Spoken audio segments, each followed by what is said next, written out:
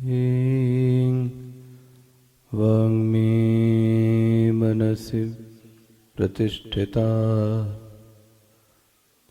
मनो मे वाचि प्रतिष्ठितम् आविरावीर्मैधि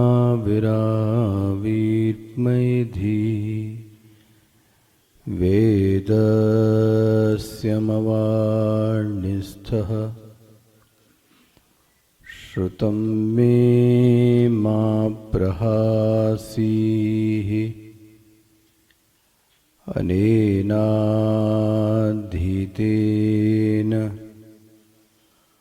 अहोरात्रान् सन्दधामि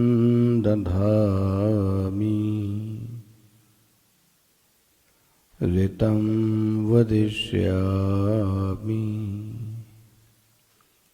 सत्यं वदिष्यामि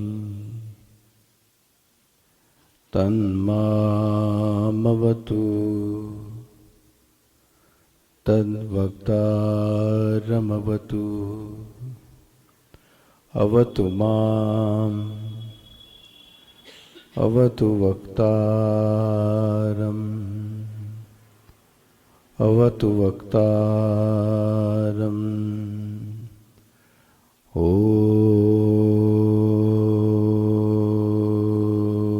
शान्तिः शान्तिः शान्तिः। सदाशिवसमारम्भाम् शङ्कराचार्यमध्यमाम् अस्मदाचार्यपर्यन्ताम् वन्दे गुरुपरम्पराम् शङ्करं शङ्कराचार्यं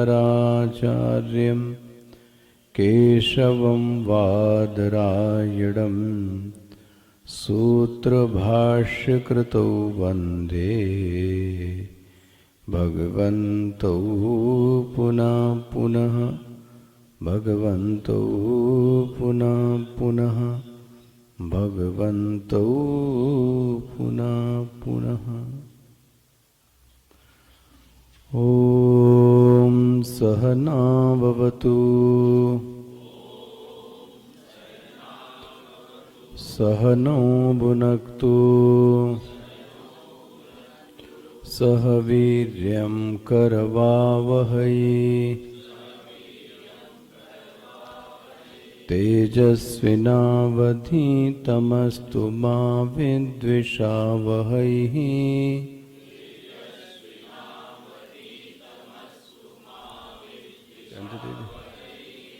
ओम शांति शांति शांति।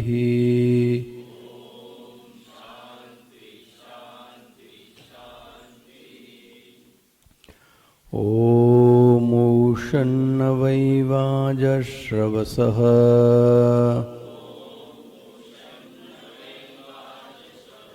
सर्ववेदसंददौ तस्य नचिकेता नाम पुत्रवास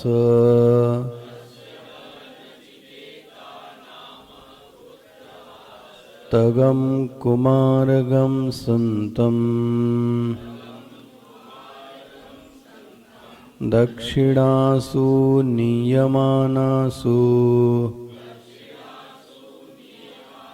श्रद्धा आविवेशसो मन्यत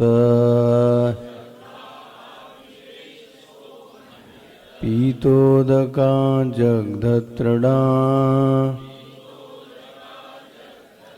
दुग्धदोहानिरीन्द्रियाः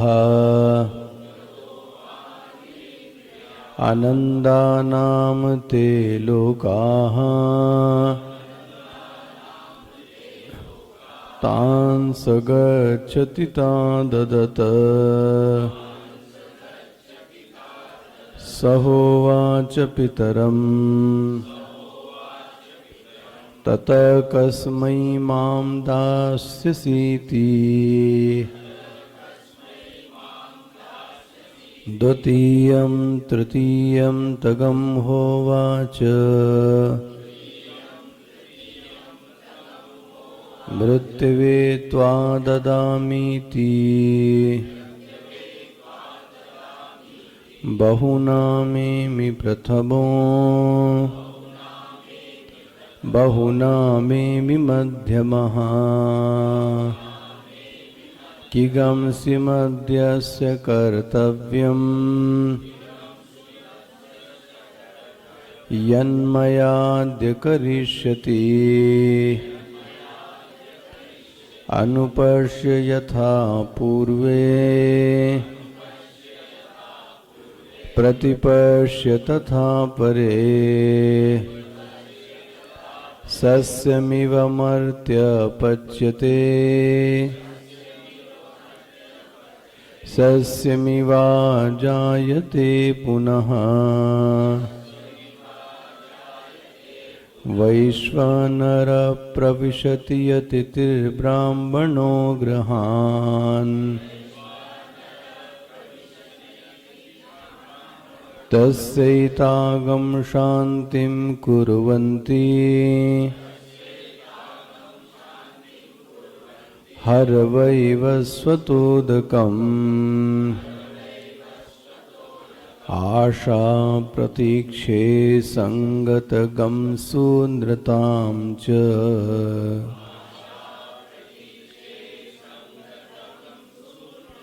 इष्टापूर्ते पुत्रपशुगंश्च सर्वान्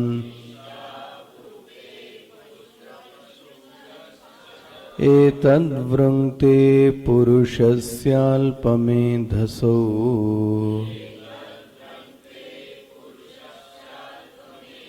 यस्याननश्नन् वसति ब्राह्मणो गृहे तिस्रोर्यात्रिर्यदवासि गृहे मे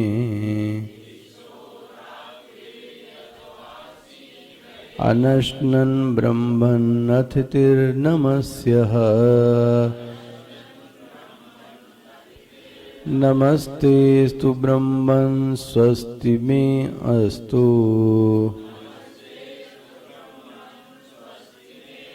तस्मात् प्रतीतीन् व्रणान् वृणीष्व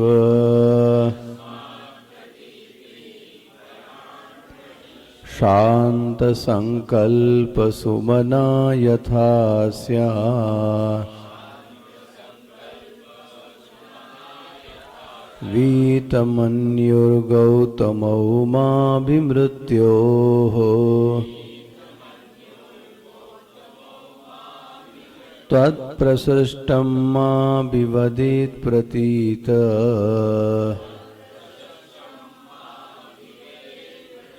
एतत्त्रयाणां प्रथमं वरं वृणे यथा पुरस्ताद् भविता प्रतीत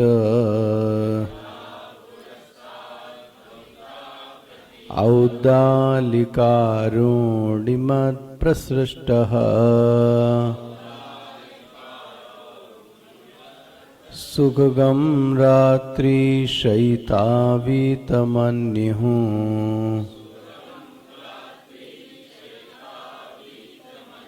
त्वां ददृशिवान् मृत्युमुखात् प्रमुक्तम्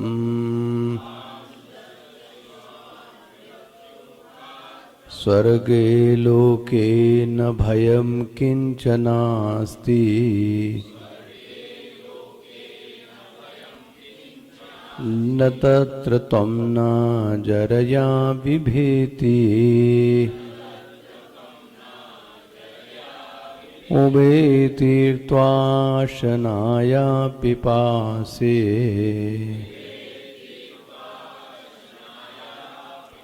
शोकातिगो मोदते स्वर्गलोके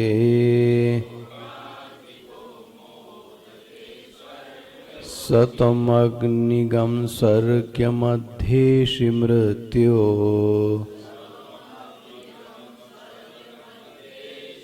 प्रब्रूहितगं श्रद्दधानाय मह्यम्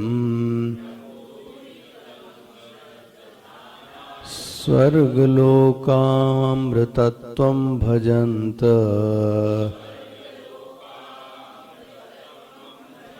एतद्द्वितीयेन वृणेवरेण प्रते ब्रवीमि तदु मे निबोध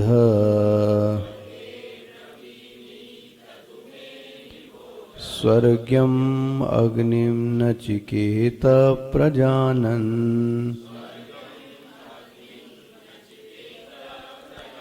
अनन्तलोकाप्तिमथो प्रतिष्ठाम्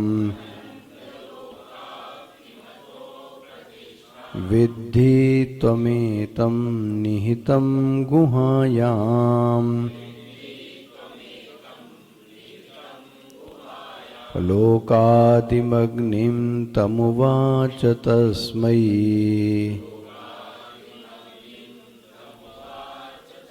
य इष्टकायावतीर्वा यथा वा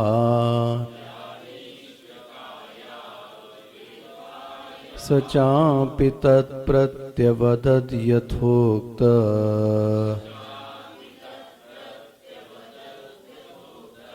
स चापि तत्प्रत्यवदद् यथोक्तम् अथास्य मृत्यु पुनरेवाह तुष्टः तमब्रवीत् प्रीयमाणो महात्मा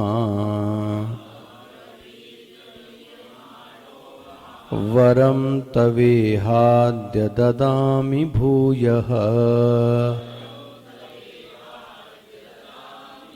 तवैव नाम्ना भवितायमग्निः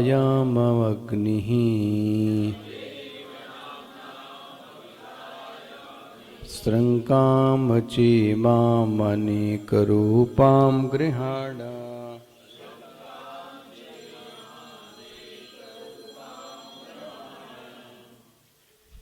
सृङ्कामरूकामनेकरूपां गृहाण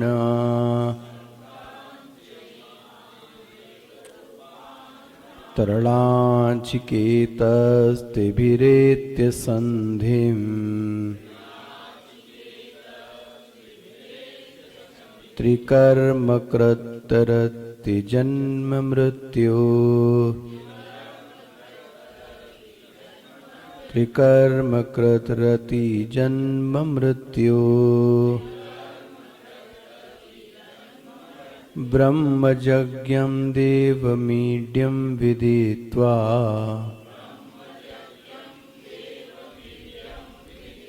निचायेमागं शान्तिमत्यन्त्यमेति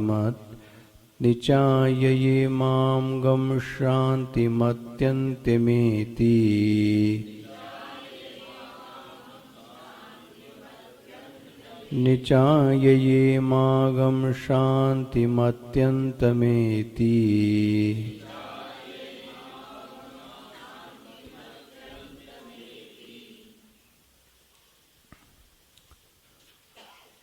सोलहवें श्लोक का भाष्य देखिएगा। कथम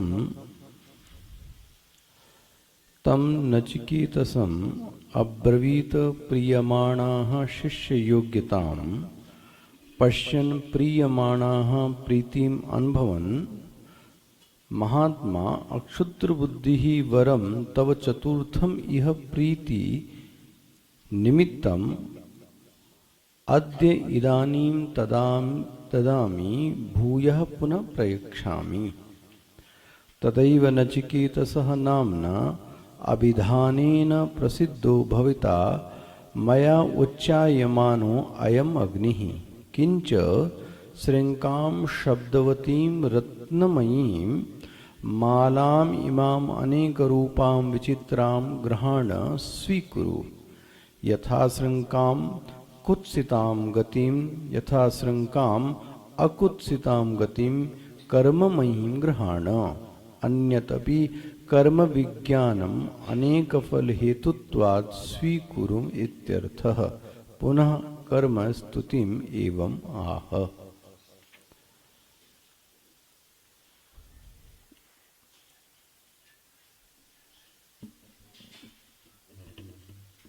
सो स्मरणीय जो विषय आपके सामने याद रहना चाहिए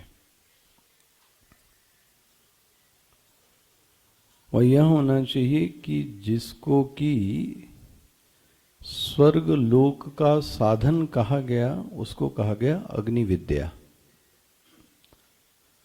जिस भी साधक को अग्नि विद्या का ज्ञान है वह स्वर्ग लोक की प्राप्ति कर सकता है।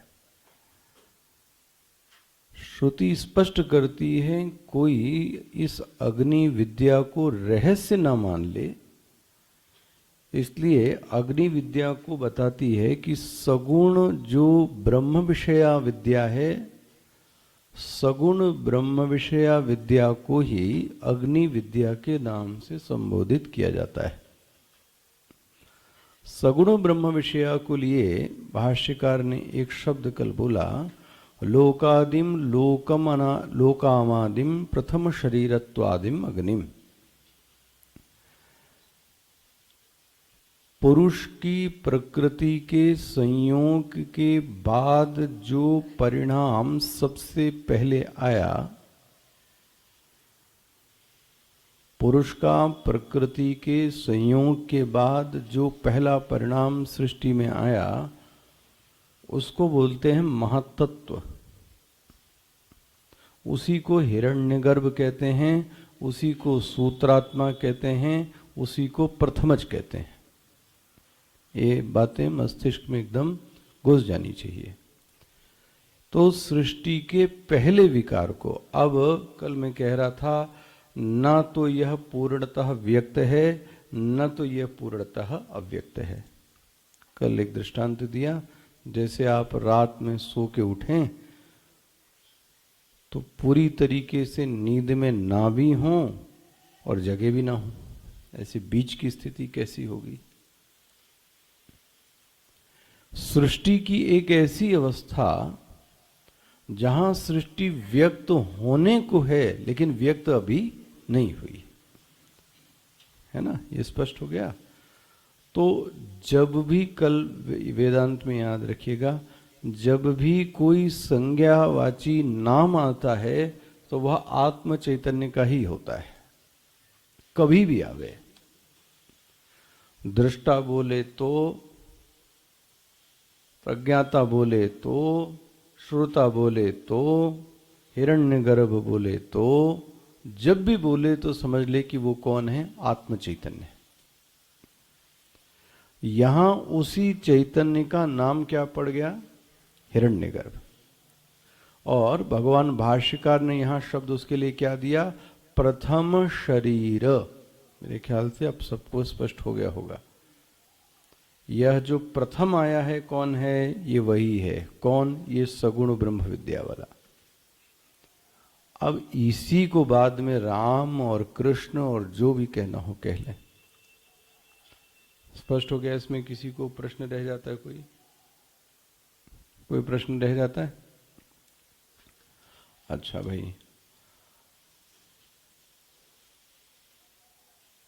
कल मैंने यह प्रकरण आपके सामने रखा कि यमराज ने उसको बहुत डिटेल्ड में अग्नि विद्या का ज्ञान दिया। इसमें 3 चीजें थी। ईंटों का स्वरूप, देखो एक ज्ञान देने का तरीका ये होना चाहिए, जब भी आप किसी को समझाएं तो समझाने का ऐसा तरीका होना चाहिए कि कोशिश करें कि अपनी तरह से वह दोबारा प्रश्न न कर पाए। इतना स्पष्टता, इतना एरर फ्री रहना चाहिए। इसी को आधुनिक भाषा में आप कम्युनिकेशन स्किल कहते हैं। अपनी बात सही शब्दों में एरर फ्री, कोई टेक्निकल कमी ना हो, ऐसी बातें आप अपनी पहुंचा दें। हिंदी में इसको बोलते हैं संप्रेषण की विधि। गुरु कैसे बोलते हैं, ये नहीं कहा कि ईंटों में कुंड बनाकर हवन किया जाता है। इस परिमाण की ईंटें ली जाती हैं। तो एक तो हो गया ईंटों का स्वरूप। दूसरा, ईंटों को रखने का तरीका कर ले, ये अंडरलाइन किया होगा आपने। और तीसरी है ईंटों की संख्या। स्पष्ट हो गया। ये तीन का ज्ञान एकदम डिटेल दिया। और अब क्या हुआ, कल जहां से छोड़ा था, सहचीयते अग्निर प्रकारेण सर्वम एतद उक्तवानम इत्यर्थः स च अपि नचिकेतः तन मृत्यो उक्तम यथावत प्रत्यह। मानो कि यमराज ने उससे पूछा कि जो विद्या मैंने तुमको दी वो तुमको समझ में आ गई है ना। गुरु ये प्रश्न पूछता है तो देखो नचिकेता क्या बोलते हैं, प्रत्युच्चारितवान। भाष्य में क्या शब्द आया था, जैसा शब्द यमराज ने बोला हू बहु वह विद्या की विद्या है ना, नचिकेता ने यमराज के सामने रख दी। देखो कल मैं कह रहा था, व्यावहारिक स्तर पर आचार्य को सबसे बड़ी प्रसन्नता तब मिलती है जब वह शिष्य उसकी दी गई विद्या को अपने किसी शब्दों से न जोड़कर, जैसी वह विद्या दी गई वैसी की वैसी वह विद्या सामने क्या कर दे, रख दे। अच्छा, इसमें कितना समय लगा उसको, वो बोल रहे थे और वो क्या कर रहा था। अब आप सोचो कि उस बोलते समय और सुनते समय एकाग्रता का स्तर क्या होगा, धारणा का स्तर क्या होगा। इसी को कल मैं कह रहा था, श्रौत परंपरा ऐसे ही चली है भाई, न प्रिंटिंग थी, न किताब थी, न रिकॉर्डिंग थी। एक बार इसीलिए पटा है, एक पाठी, द्विपाठी, त्रिपाठी, 3 बार पाठ करने पर याद होता है तो त्रिपाठी कहलाता था। द्विपाठी कहलाता था कि 2 बार पाठ करने पर याद। तो आप देखो कि हमारे अंदर कितनी क्षमता है कि एक बार बोलने पर यदि धारणा शक्ति अच्छी हो, एकाग्रता बढ़िया स्तर की हो, तो गुरु के द्वारा दी गई, हाँ जी, वह विद्या वो पूरी की पूरी अपने गुरु के सम्मुख क्या करता है। और यदि गुरु को ऐसा दिख जाता है तो व्यावहारिक स्तर पर उसकी सबसे बड़ी प्रसन्नता का विषय है और किसी अन्य चीजों से प्रसन्न नहीं होता। अब आप सोचो यमराज कितना प्रसन्न हो गए। इसको देखकर यथावत प्रत्यय मिल गया भाष्य में, अथ अस्य प्रत्युच्चारणेन, देखो प्रत्युच्चारणेन मतलब तुरंत क्रिया की प्रतिक्रिया, प्रत्युच्चारणेन तुष्टः आहा। मृत्यु जो महाराज थे यमराज, उनको बड़ा संतोष हुआ, क्या शिष्य है ये। और आपको कल मैं कह रहा था, जब व्यक्ति प्रसन्न होता है तो जो उसकी चीज होती है उसको क्या करता है, बांटता है। शादी में भी व्यक्ति प्रसन्न होता है तो क्या करता है, उड़ाता है। कुछ लड़का कुछ पैदा हुआ तो क्या करता है, प्रसन्नता देने से बढ़ती है। जब कोई चीज क्या करता है व्यक्ति, शेयर करता है। तो महाराज जिसके पास जो होगा वही शेयर करेगा। इतने प्रसन्न हो गए कि पुनः एव आह, फिर से यमराज बोले, वरत्रयम व्यतिरेकेण, तुमको 3 वर देने की बात कही थी, वो वहीं का वहीं है। अभी जगह तुम 2 वर मांग चुके, इसके अतिरिक्त अन्यम वरम दित्सुहु, अब तुम मुझसे कोई एक अन्य वर क्या कर लो, मांग लो। किसको बोला, नचिकेता को। आप देखो क्या बोलते हैं, जरा श्रुति देखिएगा। तम अब्रवीत प्रियमाणः, वाह, उसको बोले, बोले किसको, बोले जो प्रेमास्पद है, वाह, प्रेमी, प्रसन्न होकर बोले। नेचुरली मन जो अंतःकरण तो प्रसन्न है, और श्रुति यमराज के लिए एक शब्द प्रयोग करती है, महात्मा। वरम तव, हे नचिकेता, तुम मुझसे क्या कर लो, यहां पर कोई एक और वर क्या कर लो, मांग लो। जरा भाष्य को देखिएगा जल्दी से। कथम, मिल गया सबको, कथम मिल गया, इसके बाद वाला भाष्य। कथम तम नचिकेतम सम अब्रवीत, नचिकेता के सामने बैठकर बोलते हैं, प्रियमाण, वाह, ओहो, तुम मुझे बहुत प्रिय लगते हो शिष्य। देखो, इसीलिए छांदोग्य और अन्य उपनिषदों में पढ़ेंगे, गुरु अपने शिष्य को क्या कहता है, हे सौम्य, पढ़ा आपने ना, सौम्य इदमग्रासीत एकमेवाद्वितीयम्। सौम्य मतलब क्या हुआ,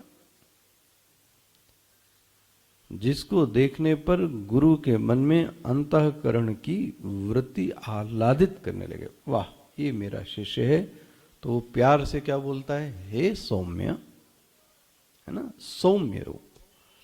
तो यहां पे भी देखो क्या बोलते हैं, नचिकेतन सम ब्रवीत प्रियमाणः।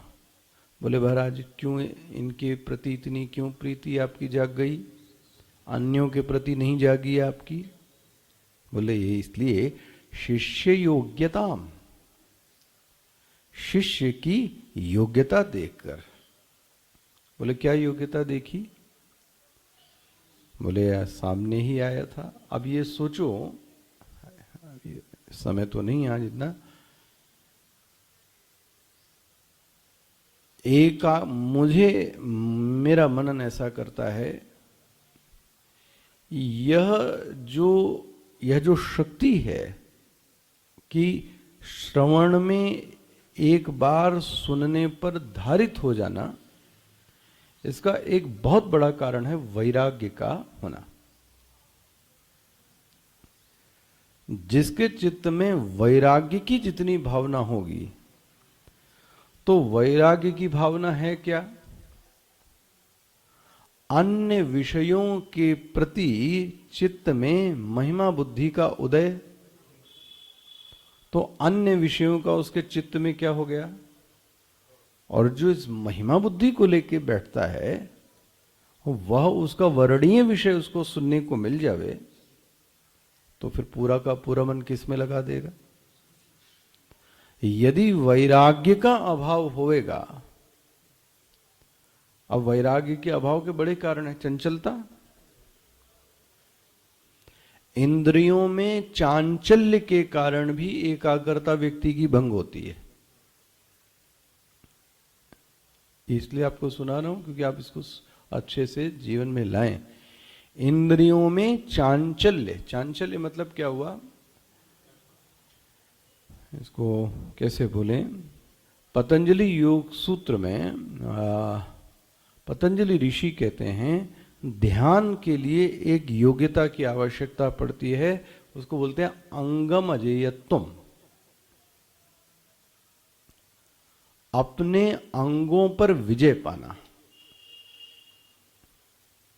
अंगों पर विजय पाना मतलब क्या है,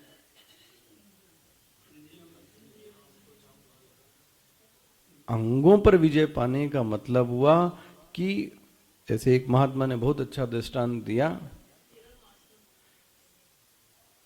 अब यहां आसन की बात से ज्यादा बड़ा हो गया, आसन तो कितना हो गया ये, अगर आपके थोड़ी देर मच्छर भी या मक्खी काट रही हो तो सहने की थोड़ी देर क्या कीजिए, कोशिश कीजिए।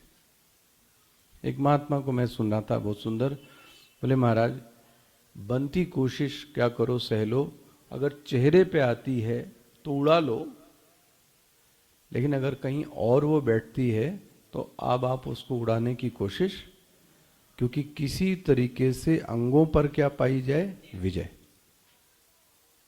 ये पाई जा सकती है। हाथ और पैरों में किसी प्रकार का चांचल्य नहीं होना। पकड़ में आता है? इसलिए ये विषयांतर हो जाएगा। जब आप बोलते हो तो बोलते समय में भी हाथ और पैर में ज्यादा क्या कहें, तब समझ में आ जाता है कि ये व्यक्ति अंदर से संतुष्ट नहीं है। आप देखते हो ना, कई लोगों का हाथ ही उठता रहता है। जब हम अपनी बात से कन्विंस नहीं होते, हम अपने से भी संतुष्ट नहीं है, तो हम फिर इंद्रियों का क्या करते हैं, धमाधम धमाधम धमाधम। ऐसा क्यों नहीं हो सकता कि जैसे क्या कहें, स्वामी जी इसको ऐसा कहते रहे, भगवान शिव की मूर्ति देखो आप,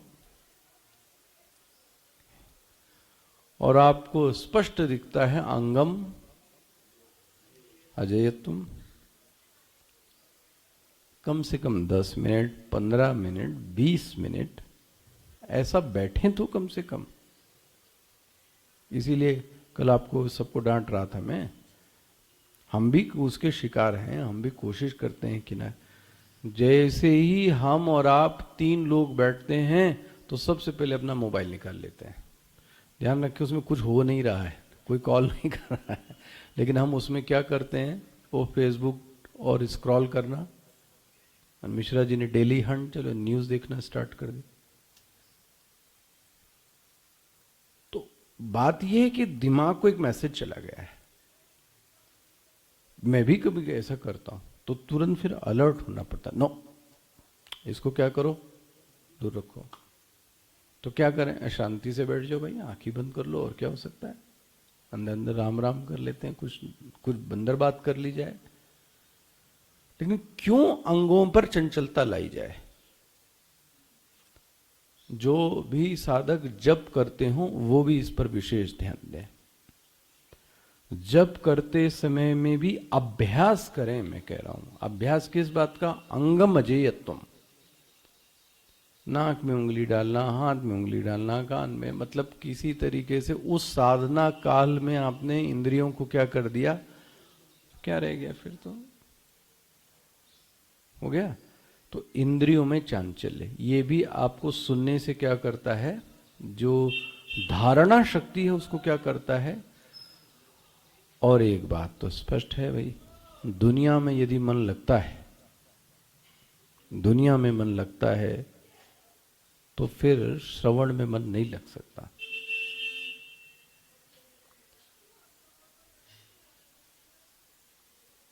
स्वामी जी का ये दृष्टांत बहुत पुराना था कि किसी भीड़ भाड़ चौराहे पर, पलासिया चौराहे पर, एक नोट का बैग आपको कोई आदमी कहे कि इसको भैया गिन दो और गिन कर हमको बता दो, गिनने का आधा रुपए तुम ले लो, आधा हम ले लेंगे, सिर्फ गिन के बता दो। अब कितनी एकाग्रता आ जाएगी, क्योंकि वो नोट किसको मिलने हैं। तो एकाग्रता की शक्ति तो थी, लेकिन उसका विनिवेश कहां पे किया आपने। जहां मेरी महिमा बुद्धि है वहां भी, अरे लोग नहीं सुनाई देता, जो सुनने वाली बात है वो सुन लेते हैं, नहीं सुनने वाली बात नहीं सुनते, उसमें क्या है। तो ये अपनी अपनी के ऊपर है। आप सोचो नचिकेता का स्तर कैसा रहा होगा जब वो यमराज बोल रहे होंगे, उसकी एकाग्रता का स्तर, हो, उसकी धारणा का स्तर, आहा क्या बात है। अच्छा भाई,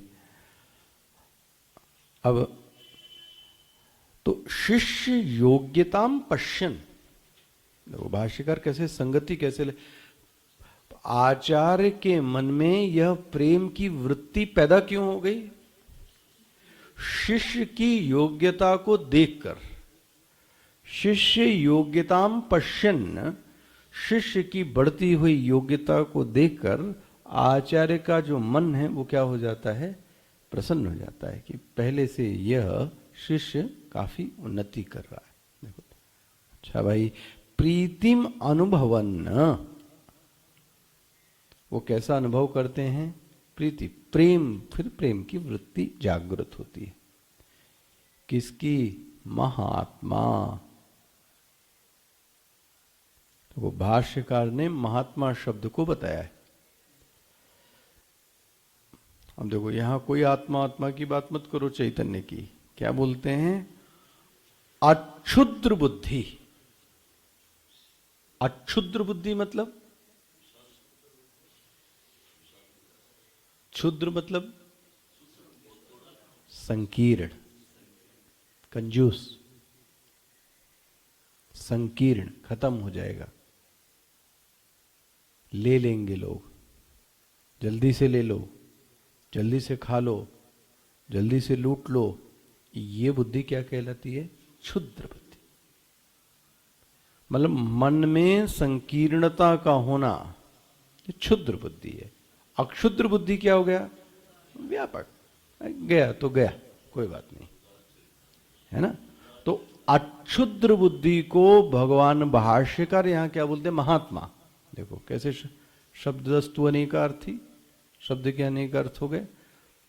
यहां महात्मा का अर्थ स्वभाव नहीं किया, यहां क्या कर दिया? चित्त की उदार वृत्ति। अच्छा, अक्षुद्र बुद्धि वरम चतुर्थम इह प्रीति निमित्तम। भैया, तीन तो तुम्हारे कारण बोला था, चौथा वर तुम्हारे कारण नहीं, मैं प्रेम की निमित्त के कारण, मैं तुमसे प्रसन्न हूं। तो चतुर्थम यह प्रीति निमित्तम अद्य इदानीम, आज और अभी। तुम क्या कर लो? वर को क्या कर लो? मांग लो। कौन बोला? अच्छा भाई, और उसके बीच में एक और काम हो गया। एक वर मांगा, बोला वर मांग लो। आप बोलते हैं इसको आप वर कर लीजिए, क्या कह लीजिए जो। और ये देने के बाद भी इन्होंने क्या किया? तवैव नामना, क्या वर दे दिया? ये श्रुति देखिए, श्रुति मिल गया ना। तमब्रवीत प्रियमाणो महात्मा वरम तविद्याद ददामि भूयः। इतना अर्थ स्पष्ट हो गया। जाओ, मैं तुमको वरदान देता हूं, तवैव नामना भवितायम अग्नि। आज से इस विद्या का नाम अग्नि विद्या नहीं रहेगा। क्या बात है! इस विद्या का नाम नाचिकेतस अग्नि हो जाएगा। क्या बात है! सोचो आप, लोग नाम के लिए क्या नहीं मरते।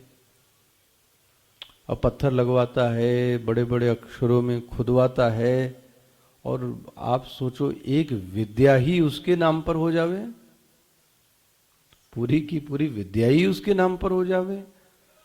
तो यमराज क्या बोलो? तवैव नामना, तुम्हारे नाम से, भवितायम, भविष्य में ये जो अग्नि है ये किसके नाम से जानी जाएगी?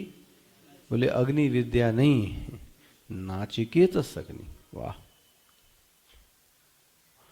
अभी भी देखो, प्रेम होवे तो देते मन नहीं थकता, और जब फॉर्मेलिटी होती है, हाँ, तो एक में ही देते मन थक जाता है। वो दुकानदार भी तो आपसे पूछता है ये आपको प्रयोग करना है कि गिफ्ट में देना है, इसीलिए पूछता है ना। तो बोलते हैं गिफ्ट वाला, तो समझ में आ जाता है कि इनको किस रेंज में जाना है। और अपने लिए लेना हो तो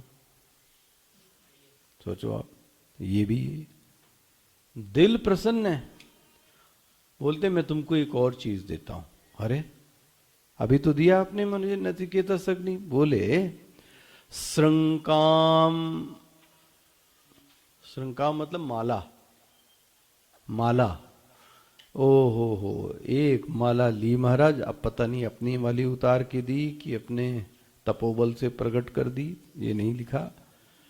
अनेक रूपाम, महाराज वो अनेक रूपों वाली इतने रत्नों से जटित वो माला ली, और उस माला को क्या कर दिया? किसको पहना दी? लो भाई, रूपाम ग्रहण, हे नचिकेता, तुम इसको क्या करो, इस माला को क्या करो, ग्रहण। तो एक माला और दे दी। अब वो माला नहीं होगी, होगी तो कोई बड़ी ही चीज ही, लेकिन क्या कर दी, उठा के माला दे दी। स्पष्ट हो गया ये? अच्छा, अब भाष्य देख लें जल्दी से। तो ये 2 पंक्ति का भाष्य देख लिया। तीसरा, तवैव नचिकेतसः नाम्ना अभिधानेन प्रसिद्धः भविता मया उच्यमानम अग्नि। देखो भाई, ये क्यों वरदान देना चाहता है आदमी, सोचो आप। बात ये है कि एक गृहस्थ भी व्यक्ति होता है, वो भी जब अपनी मेहनत से चीजों को कमाता है, बड़ी मेहनत से कमाता है अपने धन को, यश को, संपत्ति को, एक समय के बाद वो ये चाहता है कि इसको कोई और क्या कर ले, ग्रहण कर ले। इसका क्या बोलते हैं, कोई उत्तराधिकारी, क्योंकि अब ये चीजें मुझसे संभल, तो वो अपने ही आंखों के सम्मुख किसी को क्या करना चाहता है, देना, किसी को देना चाहता है। ये तो जगत का लौकिक नियम है।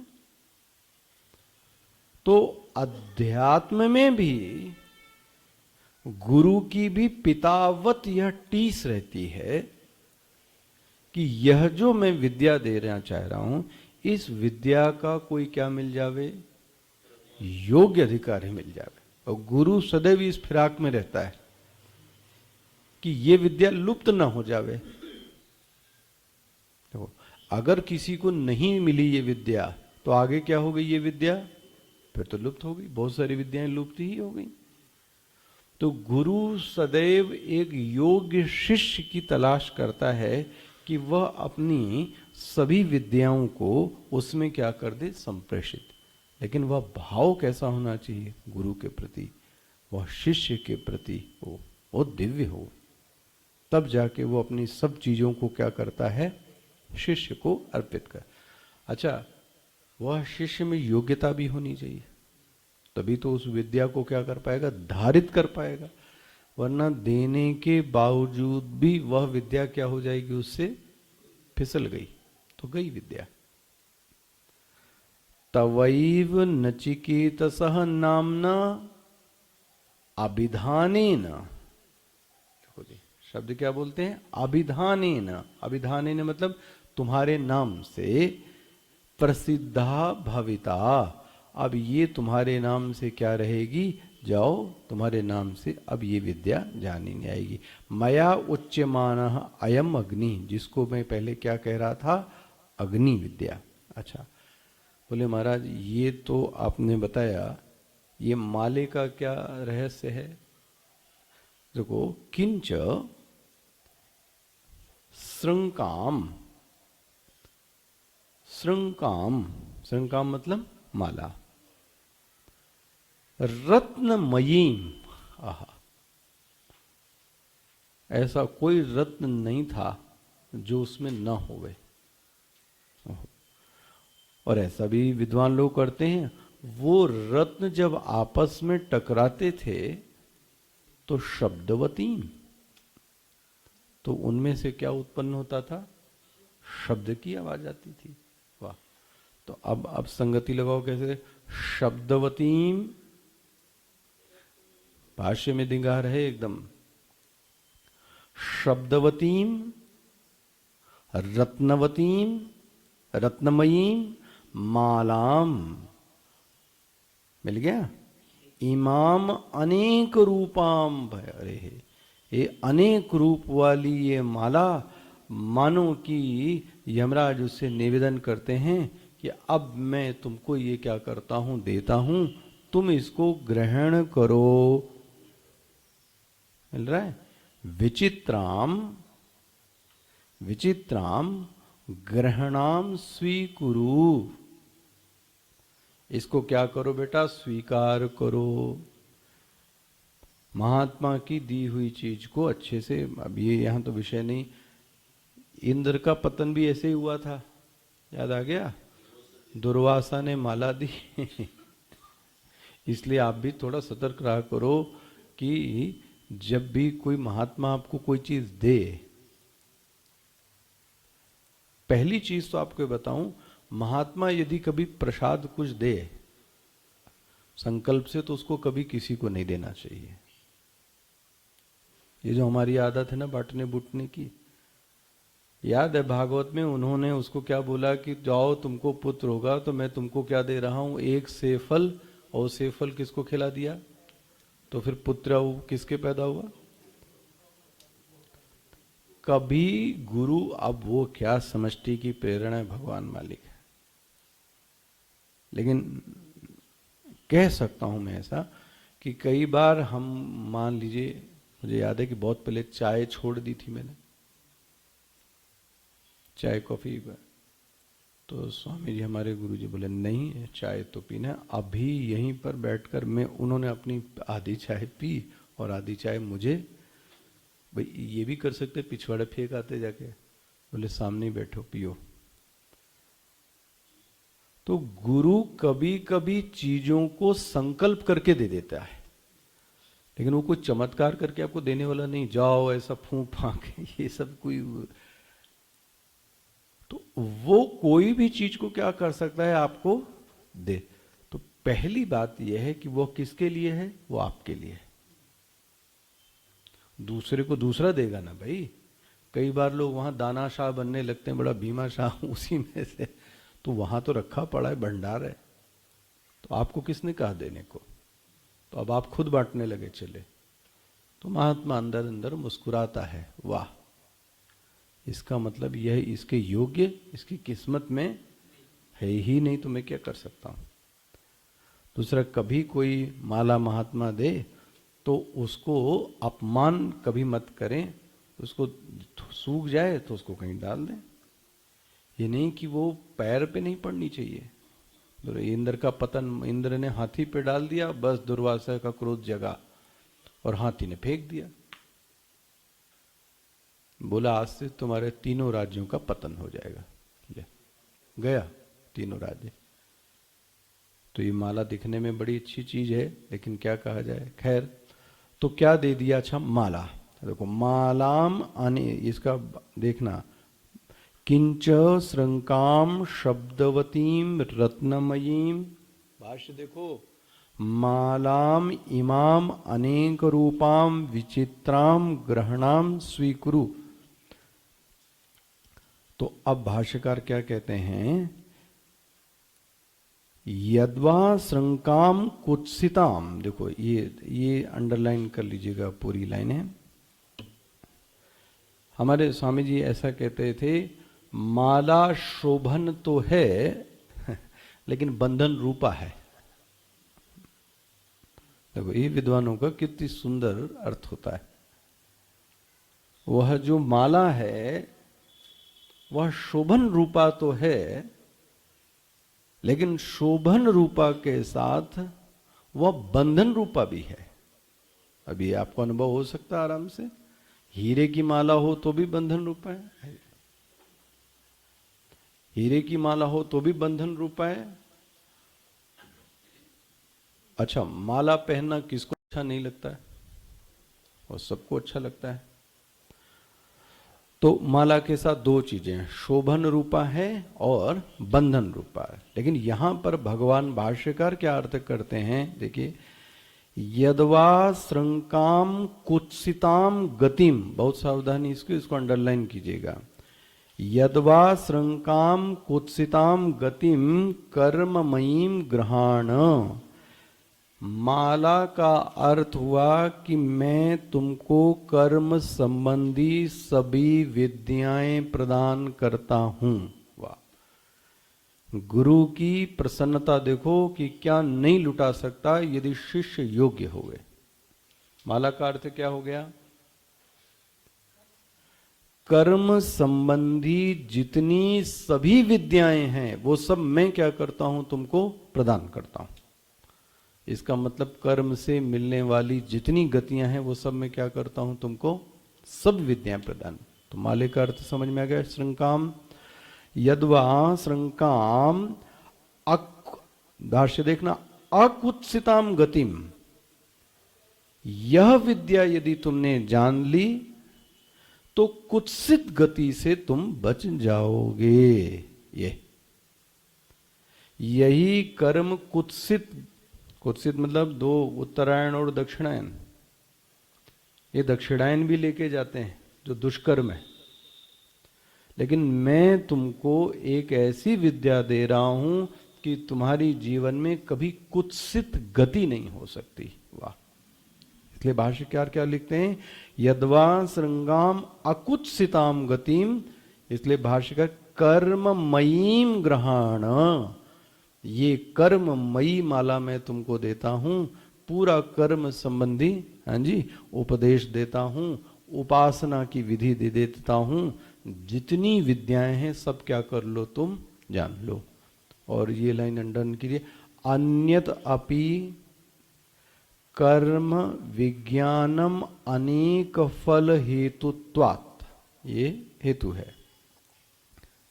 देखो ये माला, मैं कह रहा था माला रहस्यमयी होगी। ये कर्म विज्ञानम अनेक फल हेतुत्वात्, एक कर्मों का इतनी बड़ी माला दे दी और व्यक्ति को जो फल प्राप्त हो रहा है जी, वो किससे है, वो कर्म से ही है। तो एक कर्म नहीं, कर्म के अनेक विज्ञान और उसका फल किसको दे दिया, इसको जान लोगे तो कभी कुत्सित गति हे नचिकेता स्वीकुरुः, इसको क्या करो, स्वीकार करो। ये है। तो आचार्य की प्रसन्नता से शिष्य की योग्यता को देखकर जितना भी उसके पास होता है वो क्या करता है, लुटा देता है ना। जो भी यमराज के पास था वो क्या कर दिया, दे दिया। आगे कल देखेंगे। आपके लिए हमारे बीच स्वामी जी हैं। स्वामी जी का नाम है स्वामी विविक्तानंद जी। आप मध्य प्रदेश